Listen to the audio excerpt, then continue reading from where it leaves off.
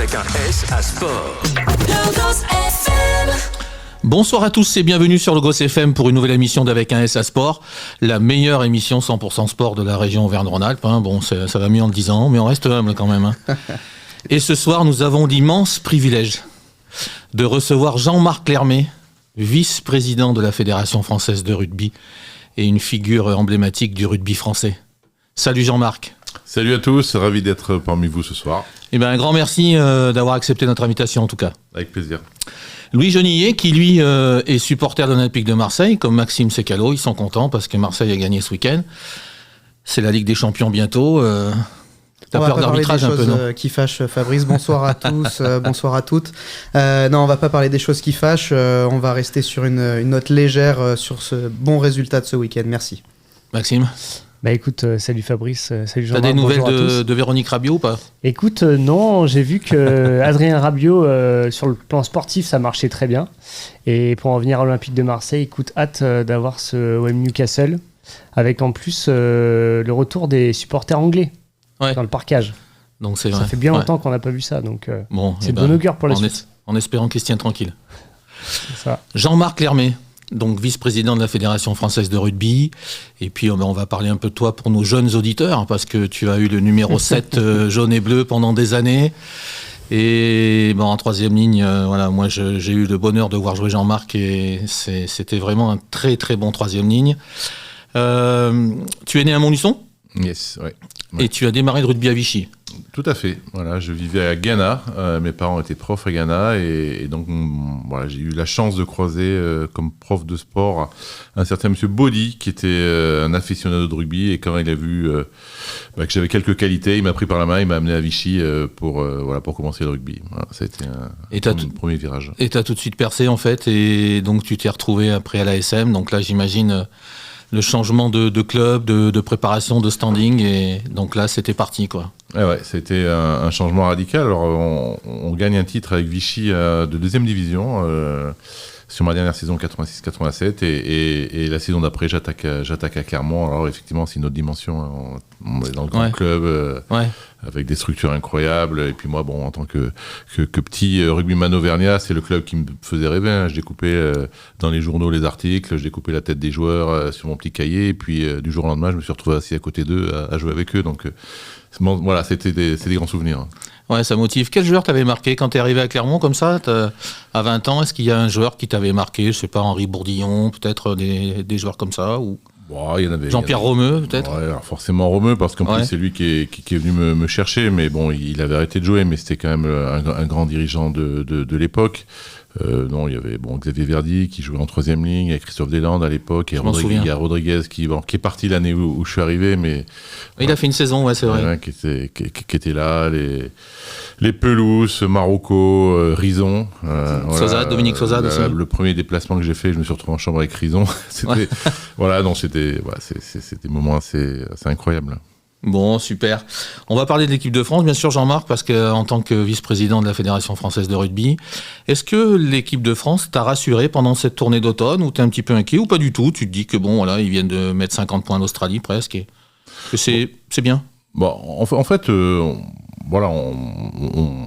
cette tournée d'automne, c'est difficile de dire qu'elle est totalement satisfaisante, puisqu'on voit bien que sur le jeu contre l'Australie ou contre les Fidji, on a vu quelques errements défensifs, quelques petits problèmes de discipline, mais globalement on met 50 points aux Australiens, on les a jamais battus avec autant de points marqués, on bat les Fidjiens, et puis jusqu'à la 65e on est devant ce qui aujourd'hui est peut-être la meilleure équipe de rugby de tous les temps, qui est l'Afrique du Sud. Donc il y a aussi des points qui sont très très positifs. Donc cette tournée, et c'est l'objectif de cette tournée d'automne, c'est justement de travailler, parce que il faut bien aussi remettre cette tournée d'automne dans son contexte. C'est-à-dire qu'il y a des joueurs, la majorité des joueurs qu'on avait pour préparer le premier match contre l'Afrique du Sud, la dernière fois qu'on les avait vus, c'était au tournoi destination. Et donc, on retrouve une équipe, il y a quand même tout un jeu à remettre en place, une cohésion à reconstruire, et on a une semaine pour le faire. Donc, c'est toujours compliqué. Il y a pas mal de nouveaux joueurs qui arrivent. Donc,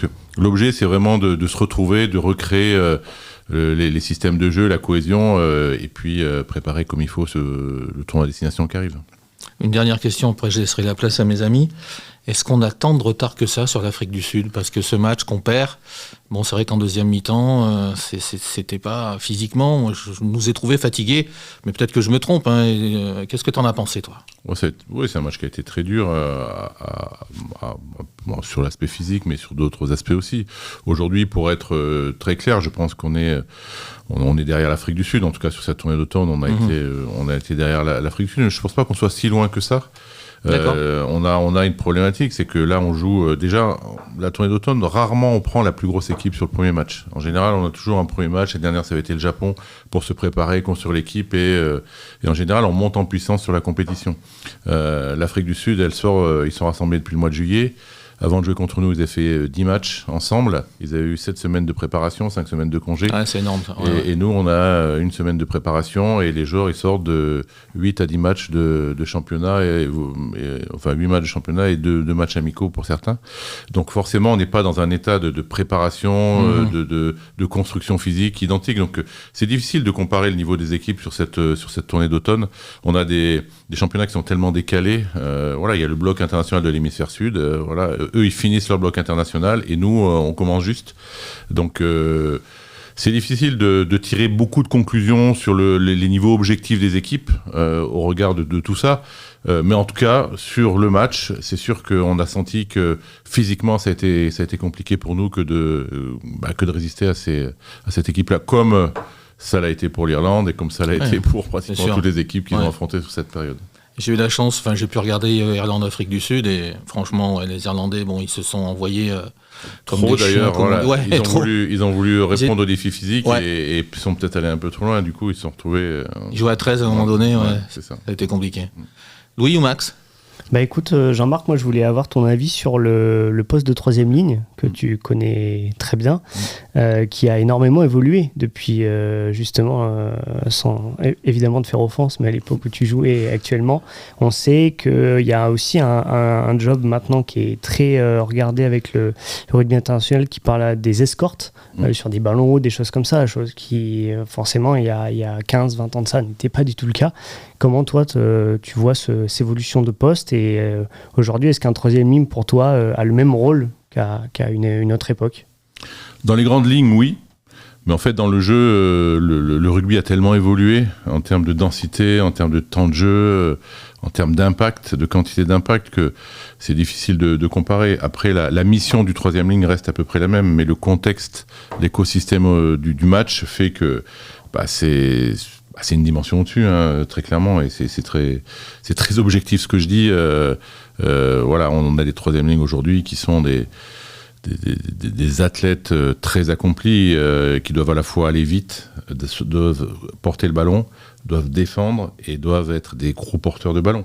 Quand on voit les profils qu'on a aujourd'hui, les Aldrit, les Gelon, ils viennent nous faire 3 matchs assez incroyables.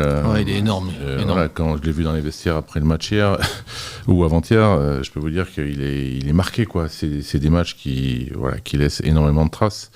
Donc on a la chance d'avoir en France pas mal de troisième ligne qui sont vraiment en capacité de jouer les tout premiers rôles au niveau mondial. Il y a ceux qui étaient présents là, évidemment, à la tournée. Et puis, bon, il nous manquait Cross, qui est quand même aussi un joueur assez fantastique. Il y a Oscar Gégou qui arrive et qui fait son trou. Il y a Olivon aussi qui par sa polyvalence, peut être un joueur vraiment intéressant. Donc, il faut vraiment essayer de construire cette troisième ligne avec des profils qui soient complémentaires, à la fois des porteurs de ballon, des défenseurs, des joueurs qui sont capables d'aller chercher des ballons en touche, qui couvrent du terrain, qui défendent, et aussi qui puissent être polyvalents. La polyvalence, aujourd'hui, c'est une qualité qui est encore plus importante qu'à notre époque, puisque le banc des finisseurs, comme on les appelle Fabien, en fait, il faut avoir aujourd'hui beaucoup d'avant, parce que ce jeu est devenu tellement dur et tellement intense, mais sans pour autant prendre du risque avec les arrières. Donc quand vous avez des joueurs qui peuvent faire les deux, c'est une richesse, comme Oscar Gégou. C'est quelqu'un qui peut jouer troisième ligne, pourquoi pas un jour jouer deuxième ligne, et qui peut jouer 3/4 centre. On l'avait vu avec Sekou Makalou aussi. Très impressionnant, qui peut finir le match à l'aile. C'est ça. C'est quand même pas donné à tout le monde. Non. De retour sur le Gosse FM, toujours en compagnie de Jean-Marc Lermé, le vice-président de la Fédération française de rugby, de Louis Genillet et de Maxime Sécalo, mes amis marseillais. Ouais, on est dans un studio bleu et blanc, donc ils ont le sourire jusqu'aux oreilles. Louis, c'est à toi. Ouais, donc du coup, en fait, avant la pause musicale, on écoutait du coup Jean-Marc parler de l'aspect sportif, préparatif sur cette tournée d'automne, où justement on avait une Afrique du Sud qui avait eu 5 semaines de repos contre 1 semaine pour l'équipe de France. Finalement, ma question, elle est plutôt tournée autour de ça. Quel intérêt finalement d'aller jouer contre des équipes qui n'ont pas du tout les mêmes objectifs, dans le sens où ils sont pas forcément prêts de la même manière, où nous c'est très intense pour le coup. Bon, en fait, c'est une organisation mondiale qu'on subit, en fait. On n'a pas le choix. C'est-à-dire qu'on a 2 calendriers qui sont complètement décalés, celui de l'hémisphère nord et celui de l'hémisphère sud. Nous, dans l'hémisphère nord, on a 3 blocs internationaux, donc la tournée d'automne, le tournoi de destination et la tournée d'été, qui sont séparés de 3-4 mois chacun. Donc ça crée des coupures, les joueurs ils jouent en équipe nationale, ils retournent en club, ils reviennent, donc il faut recréer du collectif, il faut retravailler les systèmes de jeu, ils repartent et puis ils reviennent. Donc c'est difficile d'avoir une continuité, de construire une équipe sur la durée. L'avantage des équipes de l'hémisphère sud, c'est qu'elles ont un bloc de 3-4 mois, entre juillet et novembre, où ils sont rassemblés. Et donc là, ils font tous leurs matchs sur ce bloc-là, ils s'entraînent sur ce bloc-là, ils se reposent sur ce bloc-là, et ils sont ensemble pendant 4 mois. Donc forcément, quand on connaît l'importance de la dimension cohésive dans le rugby, forcément, il y a un décalage. Et quand on joue notamment le premier match de la tournée d'automne contre une équipe qui est ensemble depuis plusieurs mois, forcément, on part avec quelques déficits sur certains aspects du jeu. Après, on a aussi des joueurs qui sont des joueurs exceptionnels. Et on espère toujours compenser ça par autre chose. Donc, ces matchs, quoi qu'il en soit, sont des matchs passionnant, intéressant, et jouer contre l'Afrique du Sud, que ce soit à la tournée d'automne, que ce soit en été ou à une Coupe du Monde, c'est quelque chose de fantastique. Bien sûr, on est devant la télé, en tant que spectateur, on se dit on va les taper, on a une revanche à prendre, c'est évident. Non, bien sûr, mais du coup, par rapport à ça, si eux, ils ont une organisation qui leur permet d'avoir un bloc de 3-4 mois de vacances, ou si on peut l'appeler comme ça, pourquoi en Europe on n'a pas la même chose? D'autant plus que la Fédération française de rugby est l'une des plus influentes en Europe aujourd'hui, voire la plus influente. Pourquoi on n'est pas en capacité de faire la même chose? Parce qu'on a un historique qui, au niveau de l'hémisphère nord et des nations de l'hémisphère nord en général, qui s'est construit autour de ce format-là, avec un championnat qui commence au mois de septembre et qui se termine au mois de juin, avec un tournoi à destination qui est sacralisé. C'est un tel événement, c'est peut-être le plus gros événement rugby dans le monde chaque année. Donc forcément, ça ne bougera pas. Donc on a ces îlots qui sont incontournables, et on est obligé de faire avec. Donc on n'arrivera jamais à caler complètement les 2 calendriers. C'est un serpent de mer, ça fait longtemps qu'on en parle, et ça serait l'idéal, c'est d'arriver à caler ces calendriers hémisphère nord et hémisphère sud. Il y a des projets pour essayer de les rapprocher, de les rassembler, de faire qu'ils soient beaucoup plus cohérents, mais voilà, c'est tellement compliqué, il y a tellement d'intérêts en jeu que on va avoir du mal. Donc on fait avec, et ça n'empêche pas d'avoir aujourd'hui un rugby qui marche très très fort, que ce soit au niveau de nos championnats ou au niveau international. On n'a jamais eu autant de gens dans les stades, on n'a jamais eu autant de gens devant la télé. C'est un spectacle de très très haut niveau. Mais c'est vrai qu'en fonction des périodes, on peut considérer que les équipes, dans un sens ou dans un autre, sont plus ou moins handicapées. C'est vrai que la tournée d'été, nous on est en fin de saison, on est censé avoir une préparation beaucoup plus complète, sauf pour nous, parce qu'on ne peut pas disposer de nos meilleurs joueurs, mais les autres nations peuvent avoir, l'Angleterre par exemple, sur la tournée dite d'été, elle est en fin de parcours et elle est au sommet de sa préparation. Et on joue contre des équipes qui sont juste au début. Donc on pourrait dire que c'est inversé. Bon, nous Français, on est soumis à d'autres contraintes, mais bon, voilà, ça c'est un autre problème. Ouais, c'est pas évident. D'ailleurs, tu parlais du tournoi destination. Est-ce que ce tournoi il va rester comme ça? Parce qu'il y a des gens qui disent peut-être qu'il y aura une montée et une descente. Est-ce que l'Irlande et l'Angleterre là qui ont fait une belle tournée sont à notre niveau bien sûr, mais est-ce que l'Irlande n'est pas un petit cran au-dessus? Et toi, tu vois comment le tournoi destination 2026? Alors déjà, sur le format du tournoi, il ne bougera pas, très clairement. C'est une institution, ce tournoi. Parce que comme la Géorgie, tu sais, domine le tournoi B. Oui, non, mais exactement. Après, là, je parle, c'est au-delà du sportif. Voilà, c'est quelque chose aujourd'hui.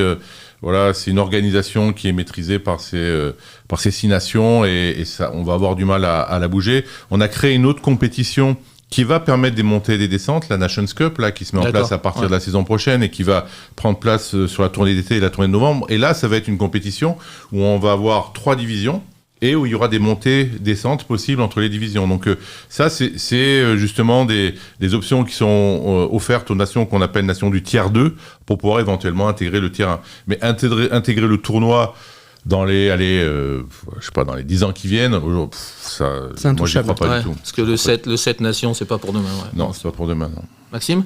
Non, moi je voulais revenir sur la discussion que Louis et Jean-Marc avaient sur la différence de niveau et de préparation entre toutes ces nations. On le voit bien que aussi le rugby et tout sport n'est pas une science exacte parce que on voit bien l'Australie et les Blacks par exemple qui se font battre par l'Angleterre qui n'a pas du tout la même préparation que les Blacks peuvent l'avoir. Donc en fait finalement on sait que chacun a sa jauge de préparation et son échelle de préparation par rapport à ces différents matchs et ces différentes perspectives. Mais la preuve en est qu'en fait, chaque nation aussi peut avoir sa carte à jouer. Mais l'Angleterre, en fait, le rugby mondial est en train d'énormément évoluer. Et l'Angleterre a mis en place une organisation depuis maintenant 1 an qui leur permet justement de disposer, ils ont pris 20 joueurs en contrat, la fédération anglaise, qui leur permet d'avoir ces joueurs beaucoup plus souvent pour pouvoir mieux se préparer. Alors que nous, sur le bloc de début de saison, les joueurs ils sont dans les clubs et on les a pas. Alors que les Anglais, ils ont cette capacité à pouvoir les avoir un peu plus. Et comme tu le disais aussi en fin de saison, la tournée d'été, on est d'accord que c'est pas du tout le 15 qui est aligné pendant le 6 Nations. Et non, parce qu'en fait, on a des accords aujourd'hui avec la Ligue nationale de rugby et les clubs professionnels qui dit que les joueurs qu'on peut amener en tournée d'été, ce sont des joueurs qui n'ont pas trop joué pendant la saison et on ne peut pas partir avec les finalistes. Alors quand vous avez une finale Toulouse-UBB, autant vous dire que l'équipe de France, elle est quand même pas mal impactée. Elle est impactée, ça c'est sûr. Ça, c'est quelque chose que vous vouliez modifier, justement. J'ai vu là récemment que la FFR demandait de plus en plus à avoir les joueurs des clubs. Donc, ça, c'est le débat. On est en plein dedans. Là, on est en train de renégocier. On est dans une partie de renégociation de convention. Donc, la convention de mise à disposition des joueurs internationaux par les clubs. Et donc là, voilà, on est Mais c'est un débat qui existe depuis 10 ans. C'est un débat qui existe depuis 10 ans. Qu'est-ce qui fait que du coup on n'arrive pas à trouver un accord pour une homogénéité ? Je prends l'exemple du foot qui pour le coup a un calendrier qui est parfait pour ça. Les clubs ont de la Ligue des Champions, ils arrivent à caler des compétitions internationales au milieu, ils arrivent même à mettre maintenant un championnat du monde des clubs.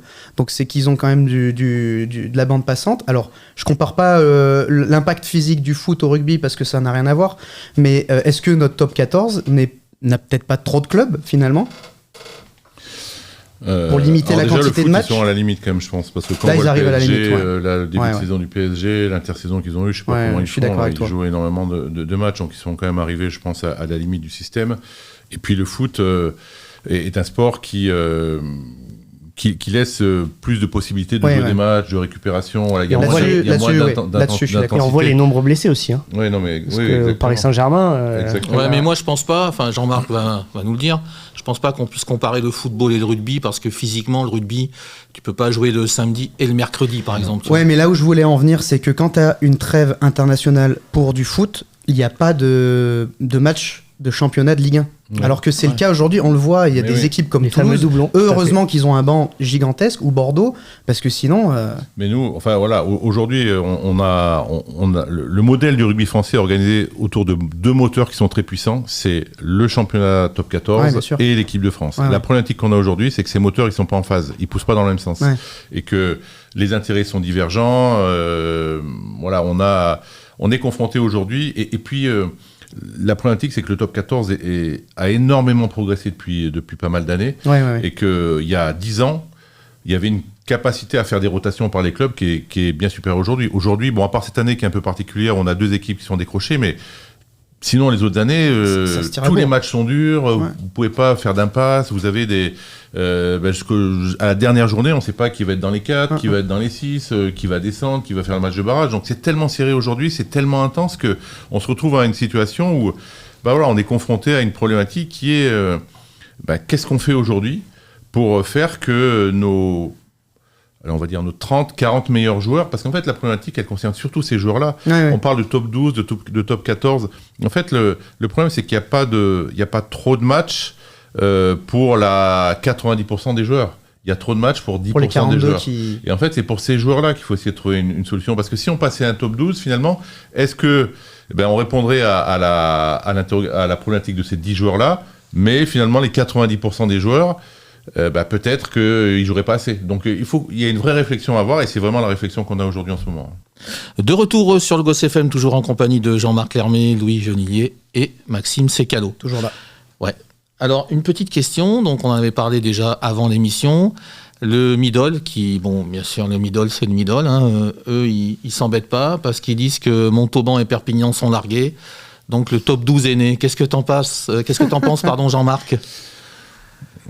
Ils y vont pas par le dos de la cuillère. Je pense c'est vrai que le constat cette année, il est assez évident. C'est que on a 2 équipes qui sont larguées.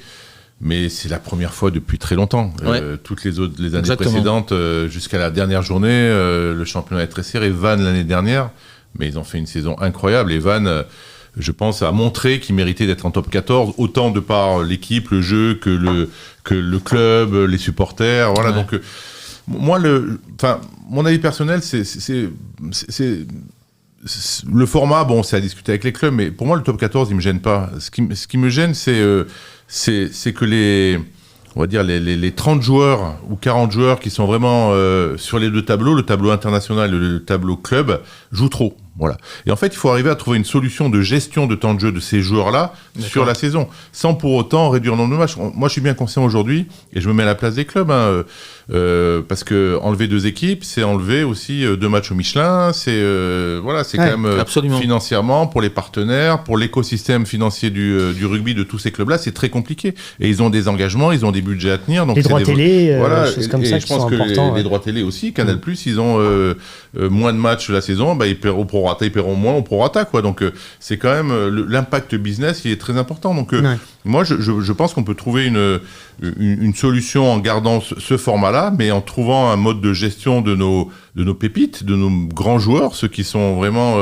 impliqués sur tous les tableaux, de façon à ce qu'ils soient performants à la fois en club et à la fois en équipe nationale. Ils ont un nombre de matchs maximum, là, les joueurs qui sont... Non, aujourd'hui, aujourd'hui, au moment où on se parle, en tout cas, parce qu'il y a plein de discussions autour de ça, mais aujourd'hui, au moment où on se parle, il n'y a pas de quota de matchs. Alors, il y a World Rugby qui propose, qui donne des recommandations au niveau mondial sur un nombre de matchs maxi. Il recommande 30 matchs maxi, mais ce ne sont que des recommandations. D'accord.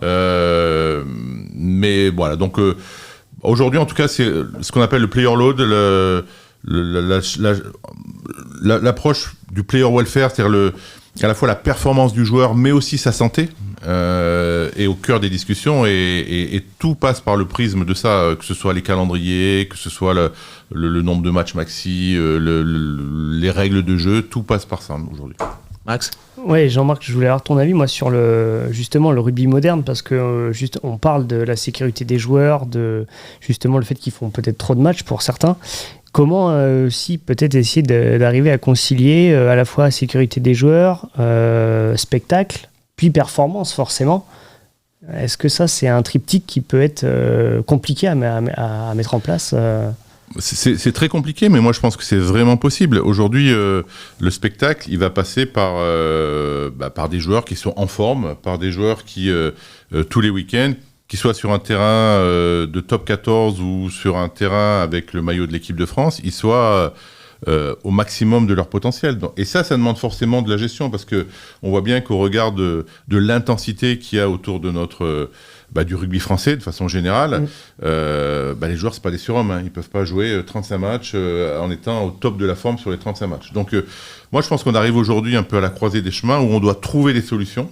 Mais c'est pas facile, hein, parce que on a l'écosystème, il est complexe. Il y a les clubs, il y a les propriétaires des compétitions, il y a les médias, il y a les joueurs, il y a les entraîneurs, il y a les propriétaires des clubs, il y a l'équipe de France, et chacun a des intérêts.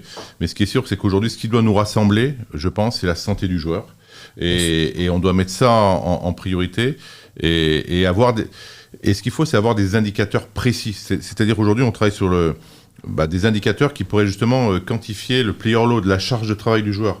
Et sachant que ça peut être différent entre un pilier et un troisième ligne, entre un ailier et un demi de mêlée, entre un joueur qui joue 50 minutes ou un joueur qui joue 80 minutes tous les week-ends. Jouer un match, ça veut rien dire. Quand on joue 30 matchs à 40 minutes ou 25 matchs à 80 minutes, c'est celui qui joue 25 matchs à 80 minutes et qui est troisième ligne qui va être plus impacté que l'ailier qui va jouer 30 matchs à 40 minutes. Donc c'est quand même une complexité assez incroyable, mais on doit trouver des solutions et c'est c'est sur quoi on réfléchit aujourd'hui. Est-ce que les clubs, excuse-moi Louis, Ouais, pas de est-ce problème. que les clubs jouent le jeu vraiment ou il y a quand même des fois, parce que des fois on écoute un peu Hugo Mola qui dit il me faut au moins 60 joueurs parce qu'autrement il y a des doublons. Bon, Yannick Bru dit pas trop rien, mais des fois il tique un peu. Est-ce que les clubs jouent le jeu? Moi, je suis admiratif du travail que font les clubs. Franchement, je pense que on aurait tort d'opposer les clubs et l'équipe de France. Les Hugo Mola, les Yannick Bru, ils font vraiment le maximum pour essayer d'être le plus performant possible parce qu'ils ont des clubs, ils représentent un club, un environnement, du public, tout en essayant de protéger les joueurs. Et nous, c'est pareil. Nous aussi, quand on a les joueurs, on essaye d'avoir le meilleur résultat possible parce que quand on porte le maillot de l'équipe de France, il faut gagner tous les matchs. Et voilà, on a envie de gagner tous nos matchs avec les joueurs les plus performants possibles. Et donc chacun, les techniciens, je dirais, défendent leur performance, la performance de leur équipe, mais et ça j'en suis persuadé, en prenant compte de la santé du joueur. Et donc moi je suis vraiment admiratif de tout ce travail qui est fait d'un côté comme de l'autre. Maintenant, c'est une décision politique qu'il faut prendre. Il ne faut pas demander à ces gens-là de prendre des décisions parce que forcément, ils sont dans des environnements dans lesquels ils essayent d'avoir les meilleurs résultats possibles. Donc aujourd'hui, la réflexion, elle doit être politique et les décisions, elles doivent être politiques. Louis, j'avais une question effectivement. Est-ce que la solution, elle n'est pas aussi liée à la formation? On le voit, un club comme Toulouse qui arrive à envoyer ses joueurs en équipe de France et rester quand même très compétitif en club. L'ASM l'a été pendant une décennie. Aujourd'hui, elle est sur un nouveau projet là-dessus aussi. Est-ce que c'est pas un sujet qui est hyper important? C'est super important. Moi, je pense qu'effectivement, dans les équipes, cette notion de plan de succession, comme on l'appelle, c'est-à-dire avoir vraiment une visibilité globale des 80 joueurs qui composent l'effectif. Et dans les 80 joueurs, il y a les joueurs de l'équipe professionnelle, les joueurs du centre de formation, les joueurs Crabos, les joueurs Espoir, et avoir cette visibilité de savoir comment on construit notre club de la saison prochaine, de la saison d'après, d'avoir cette visibilité pour essayer d'optimiser l'effectif. Parce que l'idée, c'est effectivement, aujourd'hui, une équipe, elle peut pas... je crois que le Stade Toulousain a joué l'année dernière en compétition officielle avec 58 joueurs. Ouais. Ça peut pas être 58 joueurs sous contrat, c'est pas possible. Donc on est obligé d'impliquer ces joueurs du centre de formation. Et au-delà d'en avoir besoin sportivement, faire évoluer des joueurs du centre de formation, c'est aussi avoir des joueurs qui portent le maillot avec beaucoup plus de fierté, d'envie, c'est développer la fierté d'appartenance, la cohésion, l'amour du territoire. Donc moi je trouve que c'est que des points positifs. Et quand j'étais à Clermont, c'est vrai que c'était un axe fort de notre politique sportive, c'était former et faire monter des joueurs. Ouais, vas-y. Moi, j'ai une question là qui me trotte là depuis un petit moment. Bon, je te ferai pas bien sûr l'affront de te demander si Christophe Furios est l'homme de la situation, donc je te le demande pas. Mais est-ce que on va revoir le bouclier de Brennus, place de Jode, Jean-Marc, dans les 4, 5, 6 ans qui viennent? Là, c'est possible, je pense, non? Je sais pas. Ce rugby est tellement... Je sais que tu aimerais, mais c'est vrai que sportivement... ça pour aimer, j'aimerais. Non, mais le top 14 est relevé, il est vachement relevé. Non, mais le top 14 est très relevé. Et c'est vrai qu'aujourd'hui, on voit bien qu'il y a un groupe qui s'est détaché, un peu qui a pris de l'avance. Tu penses à Toulouse, Bordeaux, Toulon? Toulouse, Bordeaux, Toulon qui est en train de rejoindre ce niveau-là. Il y a Bayonne qui progresse. Donc on a vraiment des clubs aujourd'hui. Pau, c'est la surprise cette année. Pau a un très gros potentiel. Et nous, on est juste derrière. Mais après, ça peut aller vite. Donc mais aujourd'hui, c'est vrai que si on se dit, est-ce qu'on peut ramener un Brennus dans les 4-5 ans à Clermont, si on se place sur un point purement sportif et factuel, on peut se dire que c'est difficile, mais après le sport c'est tellement compliqué et heureusement ça dépend c'est multifactoriel, il y a tellement d'éléments qui peuvent venir impacter cette performance que il y a une chance, mais c'est pas. Il y a déjà eu des 6e champions de France. Hein. Ouais, Castres, Oui, ça, souvent ça, Castres. Ouais. C'est possible. Mais du coup, C'était possible. ouais, c'est un peu plus compliqué maintenant. De retour sur le Gosse FM pour cette dernière partie avec Jean-Marc Lermé, Louis Genillet et Maxime Sécalo. Alors, Jean-Marc, on parle un petit peu Formule 1 et puis on parlera football derrière. Alors, on pourrait presque chanter la Marseillaise, hein. Allons enfants de la patrie, avec Dorian Pain qui est championne du monde de F1 Academy sur Mercedes. Qu'est-ce que tu en penses, ce petit cocorico? Ça sera peut-être la première femme à évoluer en Formule 3? Ouais, mais moi je trouve ça top, voilà, tout simplement, de voir des femmes qui pointent le bout de leur nez dans cette catégorie incroyable de la Formule 1, ça serait top. Il y avait eu à mon époque, mais c'était il y a très longtemps, Michel Mouton qui avait je m'en souviens. qui avait fait parler d'elle dans le rallye. Et non, moi je crois que c'est intéressant, ce serait intéressant vraiment qu'elle ait sa chance, qu'elle puisse se mesurer à ce qui se fait de mieux en termes de pilote. Ça serait une belle ouverture, je trouvais, un beau message passé en tout cas. Elle a qu'est-ce dit que vous en son pensez? objectif c'est la Formule 1. Hein. Elle l'a dit clairement Elle en l'a dit, conférence ouais. de presse. Quel âge elle a? J'ai pas 21 fait. ans. Ah ouais, bah, Ah, elle a le temps. 21 ans, Ouais. comme on en parlait hors antenne avec Jean-Marc, elle a été en plus maternée par Mercedes. Je pense que le giron Toto Wolff, etc., c'est quand même une bonne école. Hein, faudrait pas qu'elle soit championne du monde de Formule 1 parce que moi j'ai plein de copines et je leur dis qu'elles savent pas conduire. Non. Alors là, je pense que je vais manger. Hein. Fabrice, c'est Je pas pense- 2025, ça, attention. Je pense que je vais manger bon. Hein. Je pense que je vais manger bon. Non, mais je pense qu'honnêtement, c'est une très belle vitrine pour le sport féminin. Ouais. D'autant plus le sport mécanique au global, qui est quand même un sport qui est très masculinisé.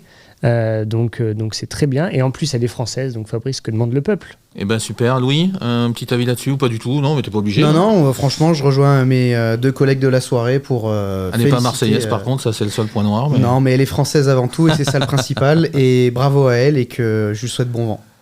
Très bien. Le Clermont Foot 63, ben ça va parce que faire 2-2 Red Star.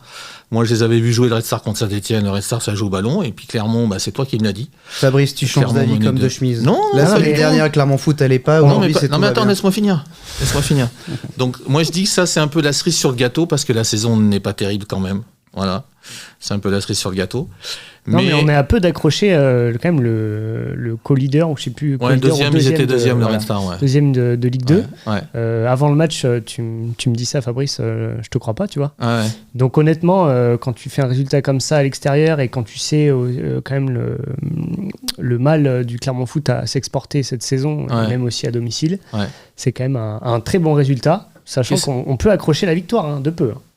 Jean-Marc, le Clermont Foot 63 qui était en Ligue 1, là, il n'y a pas si longtemps que ça, est-ce que tu penses que le Clermont Foot, sur les 7-8 ans qui arrivent, peut devenir la vitrine du sport auvergnat, au même titre que la SM? Alors, il n'y a pas la même histoire, bien sûr, mais comme le football est un sport populaire en France, est-ce que tu penses que le Clermont Foot peut devenir une grande vitrine du sport auvergnat? Je suis sûrement pas assez pertinent techniquement pour dire ça. En tout cas, moi, je souhaite que le foot, le Clermont Foot reprenne cette place. Alors en Ligue 1, on sait que c'est compliqué, ils peuvent y revenir, ce Ouais. sera toujours compliqué d'y Ça va rester être sur la difficile, durée, ouais, mais c'est sûr. sur le haut de la Ligue 2 et de temps en temps l'exploit de monter en Ligue 1, je pense que à moyen terme, ça pourrait être un objectif. Et quand on a vu l'engouement qu'il y a eu derrière cette équipe au moment où elle est montée, et puis cette magnifique saison qu'ils ont fait l'année où ils y sont arrivés. Voilà. Moi, ce qui m'importe, c'est créer de l'émotion en Auvergne. Que ce soit avec le rugby, c'est très bien. Si avec le Ouais. foot, c'est bien. Le basket, c'est très bien. Le sport a encore cette particularité de générer des émotions. Dont on a besoin aujourd'hui, très clairement. Et quand clair. c'est le foot et le rugby, et pourquoi pas d'autres qui arrivent, pour moi, c'est clair. c'est top. Ouais. Tu penses qu'il y a un vrai public football à Clermont? Ouais. Je pense qu'il y a un public sport à Clermont qui est prêt à s'emballer pour des équipes qui défendent fièrement les couleurs du territoire. On a besoin de ça. Et dès que on arrive à faire parler de Clermont, de l'Auvergne au plus haut niveau national, voire international, les gens ils sont fiers. Ouais. Et donc oui, ils attendent ça. On Et l'a le- bien vu en Ligue 1 d'ailleurs, le Montpied était à guichet fermé, hein, à Ouais. presque pas tous les matchs, mais sur les grosses Ouais. rencontres, Marseille, Paris, Lyon, etc., le public a répondu présent. Il y a Et- le hand de Cournon d'Auvergne aussi qui tourne très bien, qui est premier en Pro League, là, qui vont essayer de monter en D1, en Star League. Donc on leur souhaite avec vraiment. le nouveau stade en plus. Le stade ouais. Montpied qui aura vraiment un Ouais. stade pour accueillir de belles rencontres. L'ASM rugby féminin est en train de battre tout le monde, d'avoir gagné à Bordeaux, il n'y a pas eu photo, d'avoir battu Blagnac 36-3. Blagnac, c'est quand même une référence dans le rugby féminin. Là, elles ont battu Lyon. Ils sont les gagnés à Montpellier. Est-ce que c'est pas l'étincelle finalement qui va nous faire vibrer C'est génial. C'est génial, je trouve. Déjà, le rugby féminin, depuis notamment la Coupe du Monde, a réussi à acquérir cette notoriété, cette visibilité qu'il n'avait pas avant, et ça c'est top. On commence à voir des matchs télévisés sur Canal de l'élite 1 féminine. Donc on sent vraiment que le rugby féminin va en poupe. On a une augmentation forte des licenciés, donc on a de plus en plus de filles qui s'intéressent à ce sport-là. Donc nous on est super heureux de ça, et moi personnellement de voir cette équipe de l'ASM rugby féminin là qui est en train de se positionner durablement au premier niveau de l'élite 1. Elles sont favorites pour le titre cette année, si ça continue comme ça. Alors favorites, on est qu'au mois de novembre, la saison elle est longue, mais en tout cas c'est sûr qu'ils vont ils vont faire partie de ceux qui. Mais d'avoir gagné à Bordeaux quand même, c'est un symbole, moi je trouve. Non mais c'est sûr. Elles font forte impression. Elles font forte impression. Il y a cette cohésion, on sent qu'il y a une vraie équipe, une vraie âme. Ils font un travail formidable, de la présidente Marie jusqu'à l'entraîneur Fabrice, que je connais forcément très bien, et les joueuses qui se donnent à fond sur le terrain. On sent qu'il y a une vraie envie de défendre le maillot. Donc tous les ingrédients sont là, donc je pousse fort derrière, je suis vraiment content de ça. Ça c'est vraiment top. Je voulais te poser une question aussi tout à l'heure, j'en profite. Est-ce qu'il y a une Dupont-dépendance en équipe de France ? Dupont est un joueur exceptionnel, c'est le meilleur joueur du monde aujourd'hui. Quand il n'est pas là, ça se sent. Forcément, quand il est là, il apporte quelque chose de plus à l'équipe. Et quand je dis quelque chose de plus, c'est techniquement sur le terrain, mais aussi sur l'impact qu'il peut avoir autour de lui. Il est venu avec nous à Marcoussis là, cet automne. On voit qu'il a quand même une aura assez incroyable. Donc c'est un joueur important de l'équipe de France. Mais après, en ce moment, il n'est pas là, et ça n'empêche pas de faire des bons matchs et de voir des Maxime Lecu, des Le Garec, des Jonot qui sont là et qui reprennent le flambeau. Il y a toujours eu des ils n'ont pas à rougir en plus. Vu leur performance, ils n'ont pas à rougir du tout. Non, c'est sûr, mais c'est vrai que Le Garec, même Baptiste, ça peut être de très bons numéro 9. Une dernière question, parce qu'après, on va poser une question essentielle à Jean-Marc après. Allez, Max ou Louis, une question. Moi, j'avais une dernière question aujourd'hui, et qui fait un peu écho finalement au début de l'entretien qu'on avait ensemble, où Maxime posait la question de est-ce que le poste de troisième ligne avait évolué. Moi, ma question, c'est plutôt aujourd'hui, comment est l'évolution En fait, aujourd'hui, le talent suffit plus. Jean-Marc, tu avais du talent, tu es arrivé au niveau auquel tu étais. Est-ce qu'aujourd'hui, le talent suffit pour arriver à ce haut niveau dont on a parlé finalement toute l'interview? Très clairement, non. Voilà, faut travailler. Le travail est au-dessus du talent. C'est tellement complexe, le rugby aujourd'hui, ça fait appel à tellement de facteurs de performance, tellement de travail au quotidien. Et quand on parle de travail, c'est à la base sur les facteurs classiques de performance, physique, technique, tactique, mentaux. Mais le sommeil, l'hygiène de vie, nutrition, l'hygiène de vie, ça devient aujourd'hui d'ordre 1. Donc le joueur qui pouvait réussir il y a quelques années parce qu'il avait des qualités physiques particulières ou une intelligence de jeu particulière et qui pouvait se permettre de gérer ses efforts, mais c'est plus possible aujourd'hui. Ce sport n'accepte plus ça aujourd'hui. Donc non, aujourd'hui tous les joueurs qui sont au plus haut niveau, c'est des gros bosseurs, et c'est des gens qui doivent faire le maximum, comme dans beaucoup de disciplines aujourd'hui. Et ton troisième ligne préféré, Jean-Marc? Alors, là, je sors mon joker, j'ai pas le droit de... Une dernière question, Jean-Marc, tu as 30-40 secondes pour me répondre. Qui va être, alors je fais un petit coucou à Philippe Tiva, mon ami journaliste, qui va être le futur sélectionneur de l'équipe de France féminine de rugby? Jean-Marc Lermet. Allez, un petit scoop pour le Gosse FM. Il a déjà sorti son joker avec ma question en plus. Le joker est déjà sorti. Non, mais là, j'ai pas besoin de sortir de joker parce qu'il n'est pas choisi. On est encore en cours de process de recrutement. On a fait un appel à candidature. On a eu de nombreuses candidatures. On a eu 45 candidatures. On a fait une présélection de 7 candidats, qui sont entendus en ce moment sur des entretiens beaucoup plus précis. Et à l'issue de ces entretiens plus spécifiques, plus précis, il y a un choix qui sera fait. Bon, ok. Eh ben, écoute, Jean-Marc Lermé, je te remercie vraiment du fond du cœur. Merci beaucoup d'être venu sur le Gosse FM. Merci, Jean-Marc. Merci beaucoup. Merci beaucoup.